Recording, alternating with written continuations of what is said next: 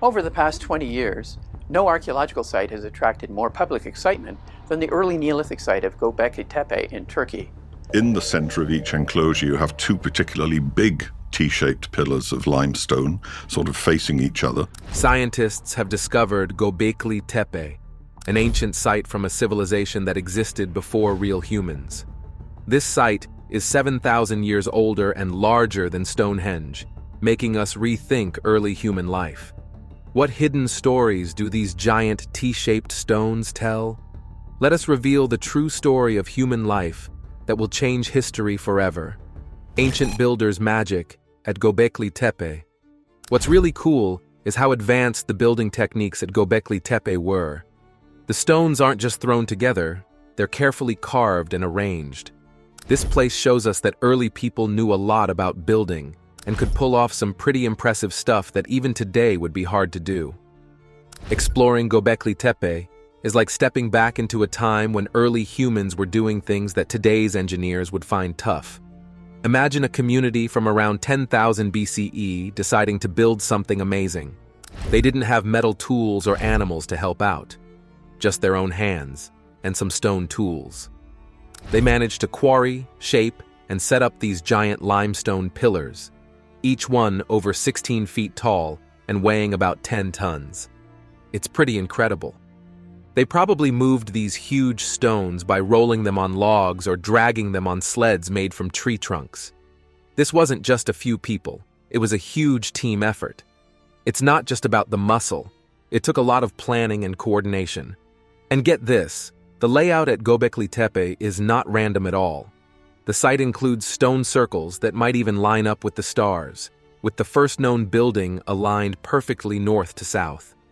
These T-shaped pillars were placed in circles very thoughtfully, showing that these builders knew their stuff when it came to stonework and had a good grip on geometry and engineering. But there's more. Now, think about this. Among the fascinating things about Göbekli Tepe are the potential star alignments within its stone circles. Some folks think the builders lined up their structures with stars like Sirius or Orion, or even marked the solstices and equinoxes.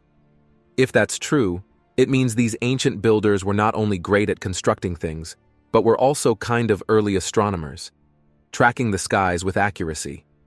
Göbekli Tepe seems more like a special place for gatherings or ceremonies rather than a regular living spot. This suggests it was a key spot for spiritual or religious events, which tells us these folks had complex societies with deep spiritual beliefs long before farming or settled life started. The carvings on the pillars, showing animals and symbols, weren't just decoration. They probably had meanings tied to their beliefs and rituals. The way these people connected with the natural and spiritual worlds through their carvings gives us a glimpse into a world where spirituality was a big deal, all expressed through the medium of stone. Göbekli Tepe is shaking up what we thought about the start of human civilization. It turns out, complex societies and big building projects started long before we thought, and even before farming began. This place was built by hunter-gatherers who gathered for religious or ceremonial reasons, which might have encouraged them to start forming settled communities. This finding makes us question not just when certain things happened in human history, but why societies developed the way they did.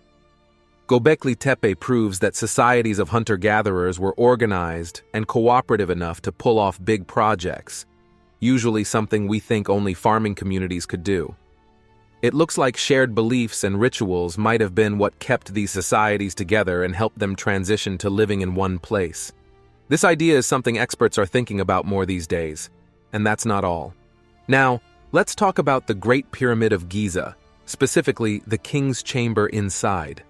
Walking through the Grand Gallery to get to this chamber really shows off the ancient Egyptians' building skills. Egyptologists have figured out that the Egyptians could move heavy blocks by sliding them on wet sand. However, that method wouldn't work way up in the King's Chamber, which is 350 feet above the ground. The chamber itself, made from red granite, hauled from over 497 miles away, shows just how advanced their understanding of materials and construction was. The chamber is not just big, it's thoughtfully designed. perhaps even with symbolic meanings linked to the stars or the pharaoh's beliefs. At the center of this chamber sits a big red granite sarcophagus, believed to be meant for Pharaoh Khufu, though it's empty. The way it's placed suggests that a lot of thought went into planning the pyramid's design. The building skills at Göbekli Tepe lead us to the amazing Great Pyramid and its king's chamber. Inside the Grand Pyramid's wonders.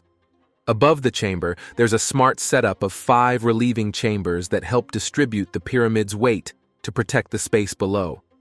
Also, there are 2 narrow shafts that might have been more than just for air.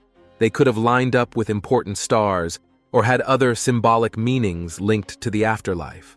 The Grand Gallery itself is a marvel, showing off the Egyptians' mastery of architecture. It's designed to impress anyone who walks through it, possibly playing a role in rituals linked to the afterlife. Features like the Great Step and various slots in the walls indicate that this space had more uses than just a simple corridor. The Queen's Chamber is another interesting part of the pyramid. Despite its name suggesting it was for a queen, it likely wasn't used for that. It's got a unique layout and design features like a big niche in the wall that have left people wondering about its real purpose. Maybe it was used for important rituals or had some other significant role related to the pharaoh's beliefs about the afterlife. With new technology like infrared thermography and muon radiography, we're starting to get a better look at what's behind the chamber's walls, offering fresh insights into its construction and purpose. The air shafts and the lower chamber in the pyramid are also intriguing, each adding more to the fascinating design and function of this ancient structure. The air shafts in the Great Pyramid of Giza are really small, about 8 into 8 inches, and they point straight up to certain parts of the sky that were important to the ancient Egyptians. These shafts were found way back in 1872 by an engineer named Wayman Dixon. The interesting thing about the shafts from the Queen's Chamber is that they don't even reach the outside of the pyramid. While some people first thought these shafts were for bringing in fresh air, now the idea is that they might have lined up with stars or constellations like Orion and Sirius, maybe to link the pharaoh with the gods of the afterlife. Stay tuned for more. With today's technology, like robotic cameras, we've been able to look further into these shafts and found hidden doors and small chambers. And then there's this rough space called the subterranean chamber, which looks like it was left unfinished. It's not clear what it was for, maybe an original tomb, a symbolic underworld, or even something practical like flood defense. One of the latest big finds is the Big Void, a large empty space discovered using a technique that detects particles that rain down from the atmosphere and can move through stone. This void is right above the Grand Gallery and is quite large, which makes us think it was an important part of the pyramid's design, but its exact purpose is still unknown. This discovery has sparked ideas about even more advanced ways to explore it, like drilling tiny holes to peek inside without damaging the pyramid. Every new finding in the Great Pyramid adds a little more to our understanding of how these amazing structures were built and what they were used for. The ongoing exploration of this ancient wonder continues to give us insights into the past and the incredible achievements of ancient civilizations. Let's take a closer look at the Osiris shaft, a fascinating spot right beneath the Giza Plateau. This place is a real deep dive into ancient Egyptian brilliance. It's a complex series of caves dug about 100 feet into the ground that shows just how advanced they were in engineering and how serious they were about their religious beliefs. But wait, there's more. Right next to the Pyramid of Khafre, the entrance to this underground spot is something special.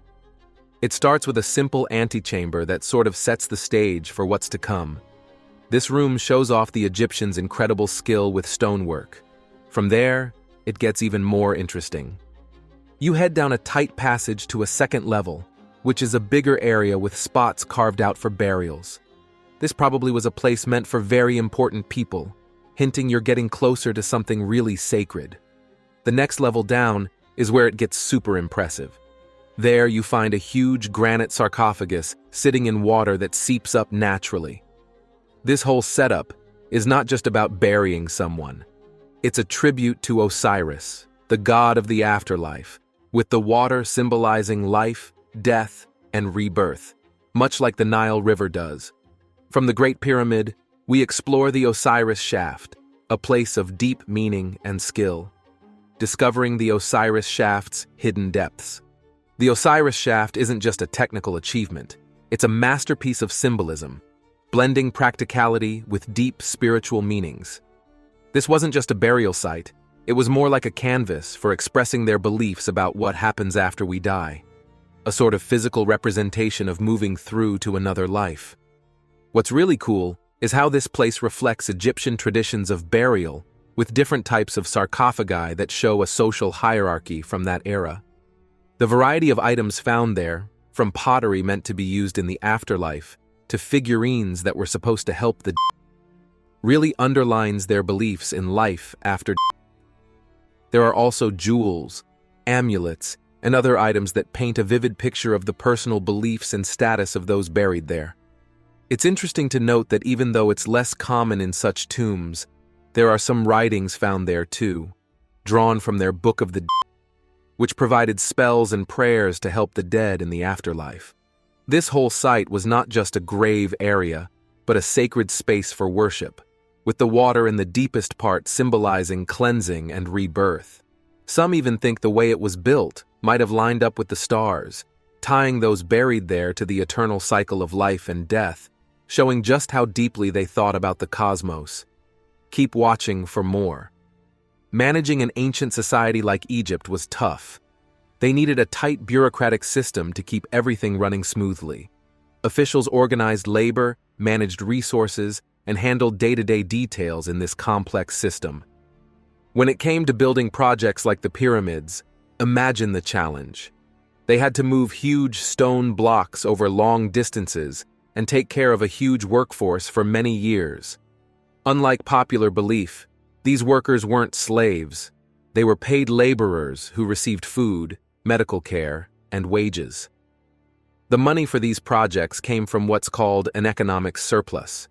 The Egyptians had mastered farming techniques that, helped by the Nile's floods, produced more food than needed. This surplus allowed them to free up resources for big projects like the pyramids. These structures were more than just impressive buildings. They were thought to represent the sun's rays, helping the pharaoh's soul ascend to the heavens, closely tied to their religious texts, the pyramid texts. These texts were the backbone for later religious writings and showed how Egyptian beliefs evolved to include not just the elite, but the broader population as well. The pyramid texts, for instance, were initially exclusive to pharaohs, emphasizing their divine status. Over time, however, the ideas from these texts became accessible to everyone, leading to texts like the coffin texts and the Book of the Dead, which helped democratize the understanding of the afterlife.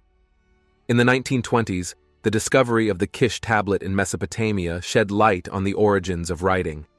Kish, a trade and cultural hub, likely played a key role in the development of writing as a way to manage the increasing complexity of society. This discovery highlighted how societies evolve with their needs, using new methods to keep track of information. And there's more. The Kish tablet is a key piece of history that shows how organized ancient societies were.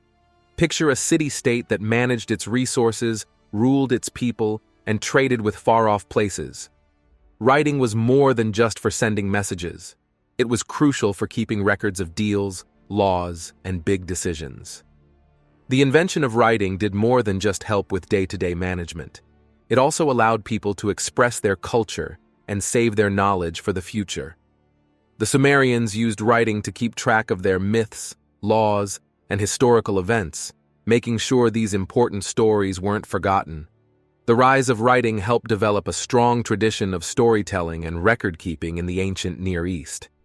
The discovery of the Kish tablet is still a topic of debate among experts today, as they discuss whether writing started in Mesopotamia or came from influences of other cultures. After the Osiris shaft, let's look at the lost temple of Nectanebo first, seen during droughts. Ancient treasures in Nectanebo's temple. When it comes to ancient Egyptian monuments, it's fascinating that they were built with such precision, often aligned perfectly with true north. This accuracy suggests that there were significant reasons behind their construction methods, which modern builders might not fully grasp. Droughts usually hit economies and environments hard, but they can also reveal hidden historical treasures.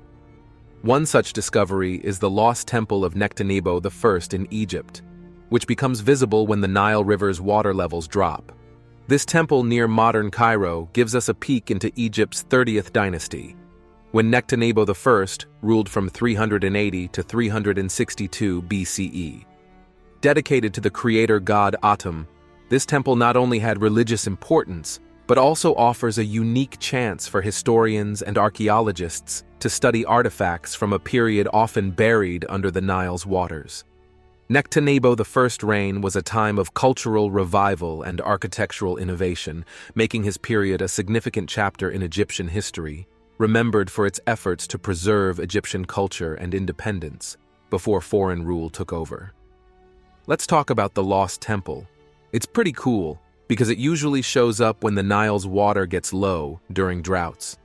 For a long time, nobody could see it because the river's floods buried it under mud. This mud hid the temple, but also kept it safe from damage and too much human touch. We didn't know much about this temple at first, except what we could gather from old writings and local tales. But these bits of info helped archaeologists find the temple again and again, especially during the big droughts in the late 1900s and early 2000s. When the temple is visible, archaeologists get busy. They use high-tech methods to take detailed pictures and even make 3D models of the temple. They also use special mapping tech to figure out how the land around the temple has changed over thousands of years.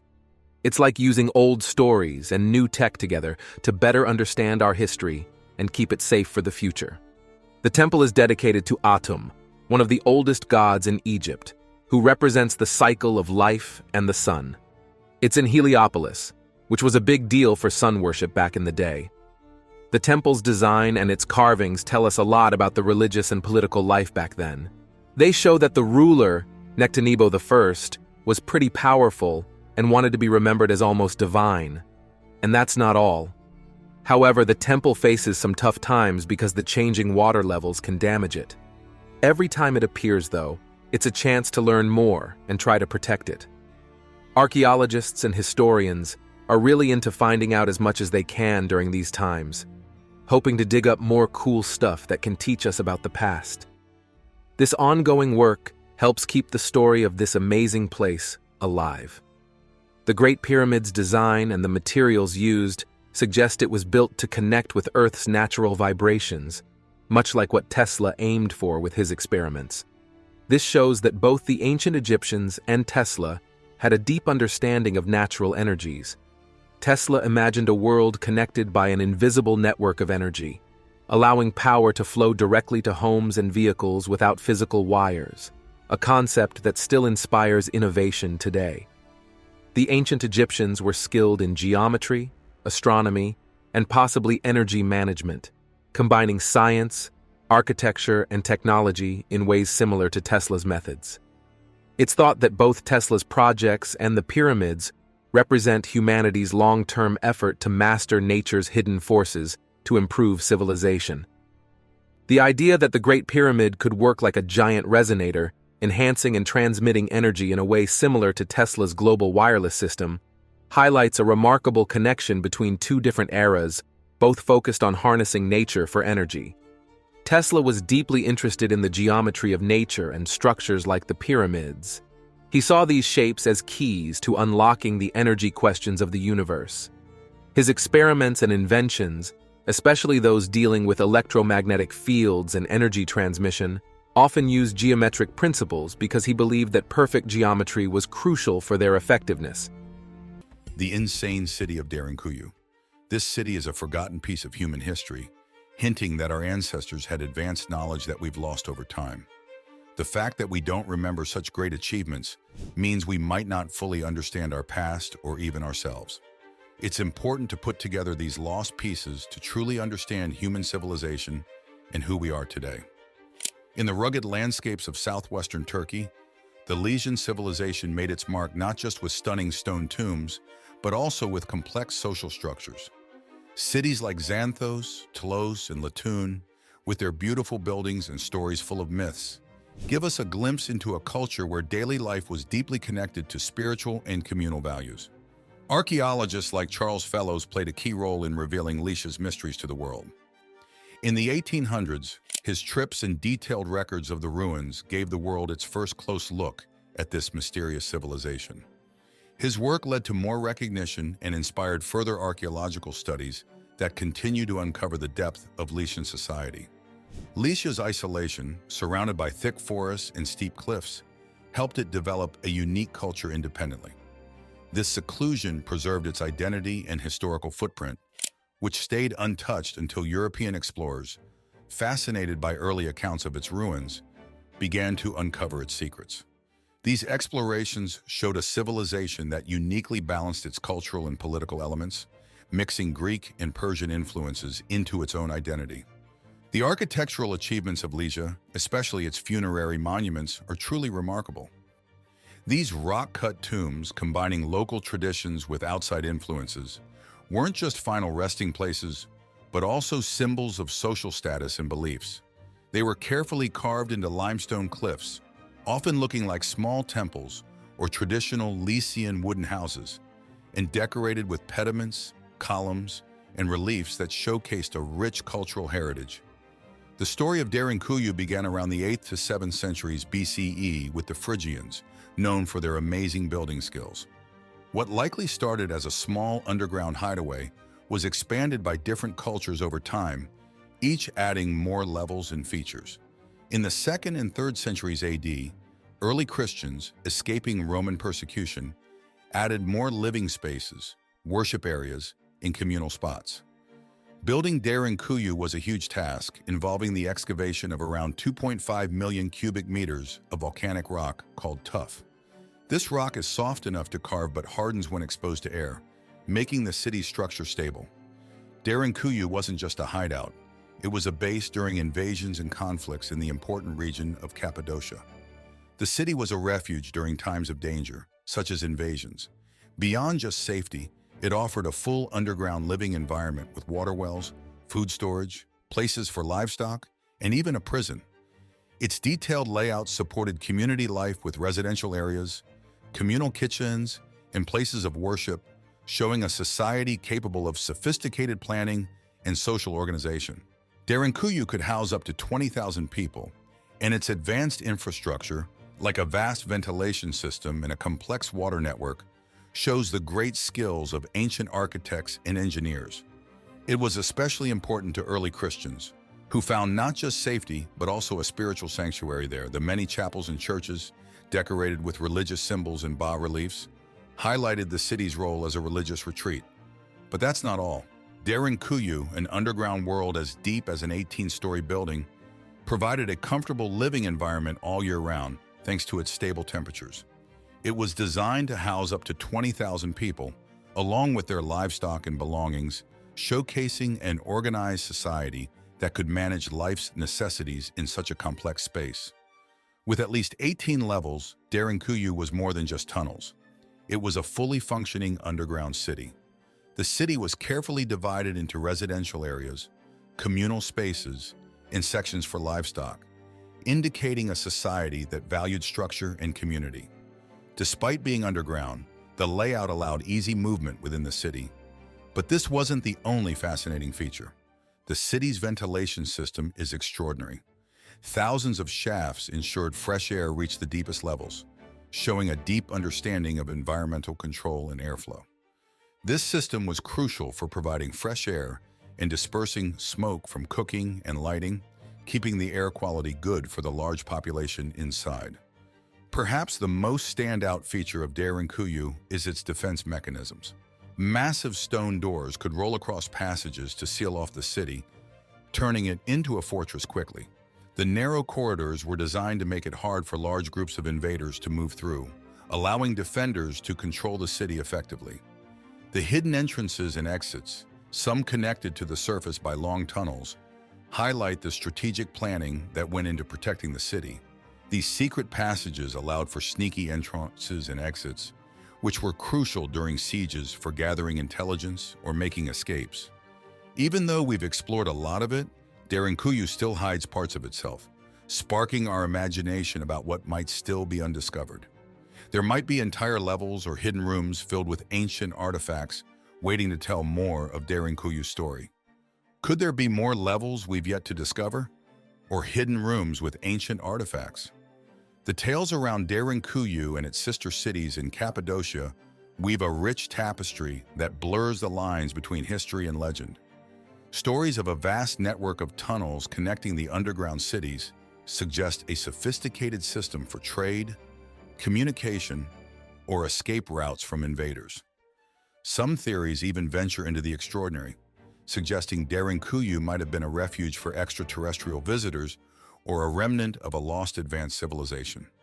Although such ideas go beyond established archaeological evidence, they highlight the fascination Derinkuyu sparks, showing our love for the mysterious. Leaving Derinkuyu behind, let's explore the Sahara where early explorers uncovered hidden histories. Pioneers in the sands of time. Archaeology in the Sahara Desert hasn't been very extensive, but pioneers like Richard Lepsius, a German Egyptologist, made big early discoveries. Between 1842 and 1845, he carefully recorded and sketched Nubian antiquities, providing a detailed look at Nubia's archaeological treasures. He uncovered many temples, tombs, and settlements that were previously unknown, helping academics understand more about the region. Despite the tough climate and political challenges of his time, Lepsius's efforts were groundbreaking. However, his and other early explorations often had a colonial bias that underestimated Nubian sophistication compared to Egypt. Nubia's interactions with Egypt included both conflict and cooperation. Sometimes Nubian kings even ruled Egypt, especially during the 25th dynasty, also known as the Nubian dynasty. This period is important for understanding Nubia's significant influence on Egyptian politics, culture, and religion. Pharaoh Taharqa, a notable ruler of this dynasty, led a time of great architectural and cultural advancements, with construction projects in both Egypt and Nubia that blended Egyptian and Nubian artistic styles. Rediscovering Nubia's influence shows its role not just as conquerors, but also as crucial contributors to Egyptian infrastructure and cultural life. This new view helps us appreciate Nubia's real importance in ancient history, recognizing its complex society, which thrived along the fertile banks of the Nile, much like Mesopotamia thrived by the Tigris and Euphrates. Both civilizations developed intricate cultures supported by their river landscapes. They built monumental structures, with Nubia known for its pyramids and Mesopotamia for its ziggurats. Each developed unique writing systems, cuneiform for Mesopotamia and Meroitic scripts for Nubia. These writing systems were crucial for their administrative, religious, and cultural expressions, and are vital for historians and archaeologists today. The work of George Reisner, an archaeologist in the early 20th century, significantly advanced our understanding of the ancient kingdom of Kush, a major part of Nubian history. Sent by Harvard University's Museum of Fine Arts for an expedition, Reisner used scientific archaeological methods in Nubia, setting new standards for documenting excavations that influenced future archaeological work. Reisner's excavation of Kerma was especially transformative. He identified it as a cultural and political hub in the Kingdom of Kush. He discovered the Defufa, a massive mud brick structure which he suggested had religious and administrative functions. His work at the Royal Cemetery in Kerma unearthed tombs that revealed sophisticated burial customs of the Kushite elite, including pottery, gold, and bronze artifacts, indicating a rich culture with expansive trade networks. But this wasn't the end of Reisner's impact. His findings gave a new perspective on the urban planning and architectural sophistication of Kushite civilization, challenging the idea that Nubian culture was less advanced than Egypt's. Reisner's systematic approach and careful documentation set new benchmarks in archaeology, helping us understand the chronological sequence of the sites he excavated. His legacy remains a foundational resource for research on Nubia, inspiring further exploration of its complex history. The rediscovery of Nubian pyramids and efforts to preserve Nubian heritage, especially after the construction of the Aswan High Dam, have brought this ancient civilization to light. Nubian pyramids, characterized by their steep sides and smaller bases compared to Egypt's Great Pyramid of Giza, often feature a chapel at their base with inscriptions about the deceased. These structures were not just tombs, but symbols of wealth and power, reflecting a hierarchy influenced by, yet distinct from, Egyptian traditions. But this wasn't the only aspect of their culture. The art and inscriptions inside these pyramids give insights into the religious beliefs and daily lives of the Kushites, showing how they adapted Egyptian prayers and spells to local contexts. This blend of Nubian and Egyptian elements illustrates a unique and profound cultural mix. Comparing Nubian and Mayan pyramids offers more insights. Nubian pyramids served as royal tombs with steep, narrow bases, while Mayan pyramids, typically broader and less steep, were religious sites for rituals and sacrifices, often with accessible steps. Moving from the Sahara to Malta, we now delve into ancient temples older than the pyramids, the timeless temples of Malta. Imagine standing before structures older than the Great Pyramids and Stonehenge, crafted by a long-forgotten civilization. These are the megalithic temples of Malta, some of the oldest freestanding structures on Earth. These architectural wonders are not just ancient buildings, but also windows into the past of a highly advanced society. This society's understanding of astronomy was so advanced that it must have taken hundreds, maybe even thousands of years of careful observation. These temples provide a glimpse into a world that was both ancient and surprisingly sophisticated. Despite their importance, these ancient temples weren't fully appreciated until the late 19th century. Before this, the local people didn't realize their age, and preserving them wasn't a priority. Over the centuries, the temples suffered from farming and building practices, leading to significant damage. Stones from these sites were often removed and reused in new construction projects. The first written mention of the temples appeared in Jean Quentin d'Autun's 1536 book, Insulae Melitae Descriptio, which noted the ancient ruins on Malta. Detailed archaeological interest developed much later. Dating from 3600 BC to 2500 BC, these temples are older than both Stonehenge and the Egyptian pyramids. In 1980, several of these temples were named UNESCO World Heritage Sites, helping ensure their preservation and promoting further research and public awareness. Systematic studies and excavations began seriously in the early 20th century with Sir Themistocles Zamet, who was skilled in archaeology, medicine, history, and curation. Beginning around 1905, Zamet's extensive archaeological work marked a significant shift toward the scientific exploration of these structures. His efforts established a timeline for the construction and use of the temples, greatly enhancing the understanding of prehistoric Maltese culture. Zamet's findings attracted international interest and helped increase tourism, bringing more funds and support for further studies. Among his discoveries were many artifacts, including pottery, tools, and the iconic Fat Lady figurines, thought to represent a fertility goddess or a maternal figure. These temples are not just ancient buildings. They are sophisticated structures that reflect the social and religious fabric of the society that built them. Their design shows an advanced knowledge of stonework and astronomy. The temples are known for their unique trefoil layout, which consists of 3 semicircular chambers connected by a central corridor. This design is unique to Maltese temple architecture and is full of symbolic meanings. It could represent stages of life, celestial bodies, or deities from local mythology, with the number 3 perhaps signifying something sacred or divine in their beliefs.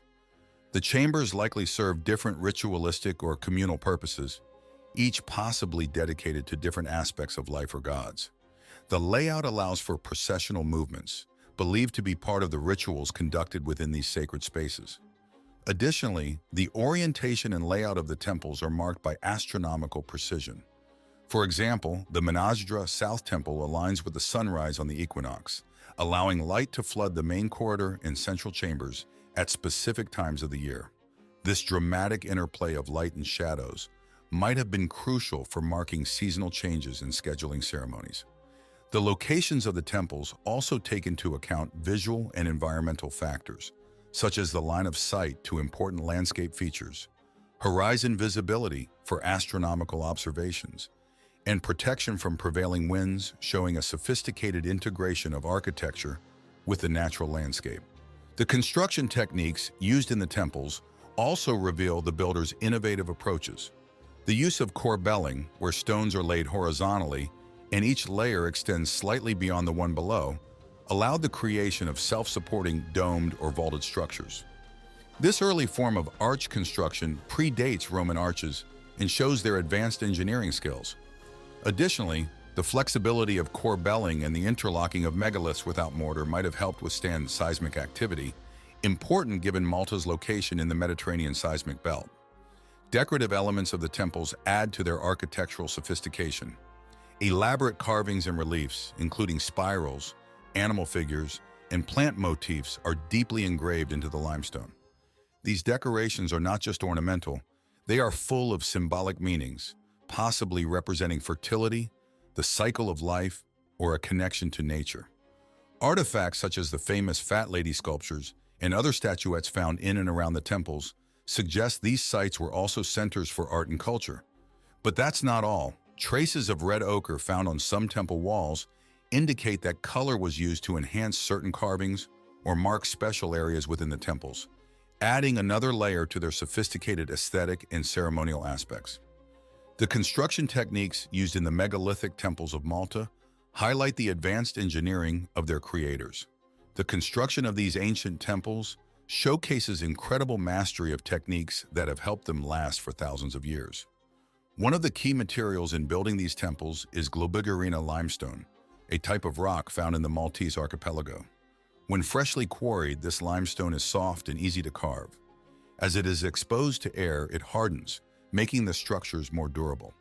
The intricate carvings on the temple walls, including spiral designs and animal figures, show the high level of craftsmanship and advanced tools used during their creation. The logistics of moving and assembling massive limestone blocks, some weighing several tons, were impressive. Theories suggest that the builders might have used log rollers, stone balls, or sledges made from tree trunks, often lubricated with plant oils or animal fats to reduce friction. This suggests a highly organized society with clear hierarchies and labor specialization, capable of coordinating large-scale construction efforts. There is also evidence to suggest that ramps made from earth or smaller stones were used to position these large blocks, similar to techniques used in other ancient civilizations. The temples exemplify advanced mortarless construction. Builders cut and fit stones so precisely that no mortar was needed to hold them together. This dry stone technique, known for its durability and flexibility during seismic activity, involves crafting joints that interlock without gaps. The lack of mortar not only prevents erosion, but also allows the structures to breathe during earthquakes, enabling the stones to shift slightly and settle back without causing structural damage. This technique has proven effective in other earthquake-prone regions, like those encountered by Inca architects. During World War II, Malta's strategic position in the Mediterranean made it a prime target, leading to heavy bombings. The value of the megalithic temples was recognized during these turbulent times, prompting significant protective measures. One notable method was covering sites like Hagar Chim with sand to cushion bomb impacts and prevent damage from flying debris. While this method helped prevent direct damage during air raids, it also introduced challenges like moisture retention, which could accelerate erosion of the stonework. After the war, extensive surveys and careful removal of sand were necessary to assess any damage and prevent further stress on the ancient stones. Ongoing research and conservation efforts are vital for sustaining the legacy of the megalithic temples of Malta, allowing future generations to marvel at these testaments to human ingenuity and resilience. The curious stonework techniques at Çatalhöyük in Turkey are exactly the same kind of thing. Is this a coincidence, or is there something undiscovered about history yet? Could the same building techniques in Malta and Çatalhöyük mean our ancestors shared their secrets? Or is it just a coincidence? Don't forget to like, comment, and subscribe to explore more mysteries.